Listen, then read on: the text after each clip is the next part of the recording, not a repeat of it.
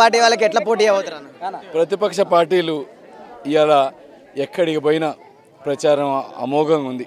మొత్తం పిల్లలు పెద్దోళ్ళు ఎవరు కూడా ఇంట్లో ఉండట్లే, మొత్తం రోడ్డు మీదకి వస్తూ ఉన్నారు. ఈరోజు అద్భుతమైన ఆహ్వానం పలుకుతూ ఉన్నారు. ఈ హుజూర్ నగర్ అభివృద్ధి కావాలంటే టీఆర్ఎస్ పార్టీ కారు గుర్తుగా ఓటేయాలంటా ఉన్నారు. స్వచ్ఛందంగా పార్టీలన్నీ పక్కన పెట్టి జెండాలన్నీ పక్కన పెట్టి గులాబీ జెండా కిందకి వస్తూ ఉన్నారు. కాబట్టి ఖచ్చితంగా భారీ మెజార్టీతో గెలవబోతా ఉన్నాం.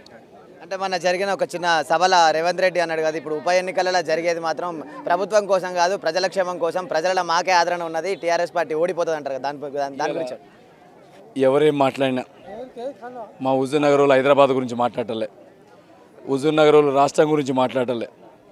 గత 6 సంవత్సరాలుగా అభివృద్ధికి వెనకబడి ఉన్నాం. ఇవాళ అభివృద్ధి కావాలా, మావోడు స్థానికుడు అభివృద్ధి నినాదం తప్ప మిగతా దేని గురించి ఆలోచించట్లే. ఇవాళ ఒక్కటే జరుగుతూ ఉంది. ఇక్కడ హుజూర్ నగర్ అభివృద్ధి, ఉత్తమ్ కుమార్ రెడ్డి కుటుంబ అభివృద్ధి. కుటుంబానికి వేస్తే కుటుంబం లాభపడుతుంది, టీఆర్ఎస్కి వేస్తే హుజూర్ నగర్ నియోజకవర్గం బాగుపడుతుందని ఆలోచిస్తూ ఉన్నారు. అందుకే అందరూ సీనియర్ లీడర్సు మొత్తం కూడా పార్టీలని పక్కన పెట్టి ఇవాళ టీఆర్ఎస్ పంచని వచ్చిండ్రు. అన్ని ఇవాళ ప్రజల ప్రయోజనాలే ముఖ్యమని టీఆర్ఎస్ పార్టీ అనుకుంటా ఉన్నారు. అంటే నిన్న కేసీఆర్ గారి సభ జరిగింది కదా, ఆయన వాన పడడం వల్ల కొంచెం ఇబ్బంది ఏర్పడ్డది.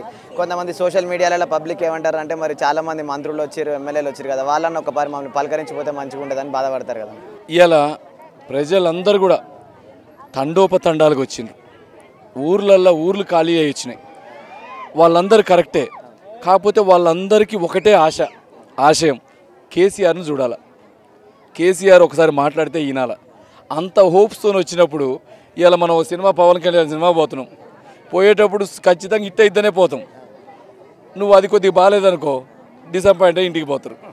నువ్వు అందుకని కేసీఆర్ని చూడటానికి వచ్చిన వాళ్ళకి, కేసీఆర్ మాట విందామని వచ్చిన వాళ్ళకి ఎవరు మాట వినబుద్ధి కాదు, ఎవరిని చూడబుద్ధి కాదు.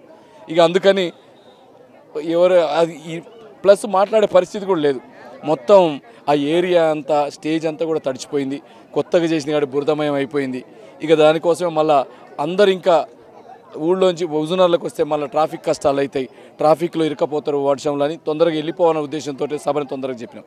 ప్రతిపక్ష పార్టీ వాళ్ళు వామపక్షాలు కూడా వివిధ రకాలుగా ఆరోపణలు చేస్తారు కదా, సైదిరెడ్డి సార్ ఇట్లా టీఆర్ఎస్ పార్టీ అభ్యర్థి అని కొంచెం చెడ్డ అభిప్రాయాలు కూడా వస్తున్నాయి కదా సార్. దాని గురించి మీరు మా V3 ఛానల్ తరపున, ప్రజల తరపున, ప్రతిపక్షాలకే కానీ పోటీ చేస్తున్న వివిధ వ్యక్తులకు కానీ ఏమైనా చెప్తారా సార్? ఇవాళ ఉత్తమ్ కుమార్ రెడ్డి దిగజారిన స్థాయికి నేను దిగజారలేను. ఉత్తమ్ కుమార్ రెడ్డికి 100% తెలుసు ఇవాళ ఓడిపోతున్నాం, టీఆర్ఎస్ పార్టీ గెలుస్తుందని. అందుకే పనికిమాలిన ఆరోపణలు, స్థాయికి దిగజారి ఆరోపణలు చేస్తూ ఉన్నాడు. ఆ ఆరోపణలకు వచ్చిందంటే అర్థమైపోయింది, ఇక అయిపోయింది, ఇక ఓడిపోయిందని. ఇవాళ నేను ఇక్కడ బిడ్డని, ఇక్కడ పుట్టి పెరిగినోడిని, వీళ్ళ మధ్యలో ఉన్నోడిని, ఈ బజార్లలో 100 సార్లు తిరిగినోడిని. ఇవాళ అట్లాంటోడిని నువ్వు రకరకాలు చెప్పినా ఇదేదో సిటీ కాదు, ఎవరికెవరు తెలవని వాళ్ళు కాదు. ఏ ఒక్కరిని అడిగినా సైదిరెడ్డి ఏందో తెలుస్తారు, ఏ ఒక్కరిని అడిగినా సైదిరెడ్డి నానేందో తెలుసు, అమ్మేందో తెలుసు.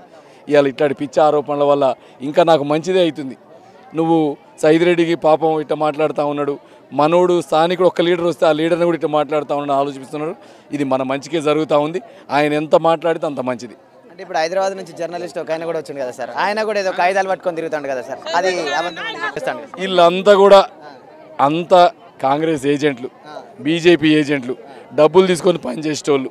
ఇలా వాళ్ళ గురించి నేను మాట్లాడే అవసరం లేదు, అవకాశం లేదు. ఇక చూసిరు కదా, అధికారంలో టీఆర్ఎస్ పార్టీ ఉన్నది, అందుకే టీఆర్ఎస్ కారు జోరుగున్నది. మమ్మల్ని గెలిపిస్తేనే మేము ప్రజలకు న్యాయం చేస్తాం. ప్రజలందరూ టీఆర్ఎస్ మీద ఆశలు పెట్టుకొని ఉన్నారు. కారు జోరు మాత్రం చూస్తే ఇక్కడ గట్టిగా కనపడుతుంది.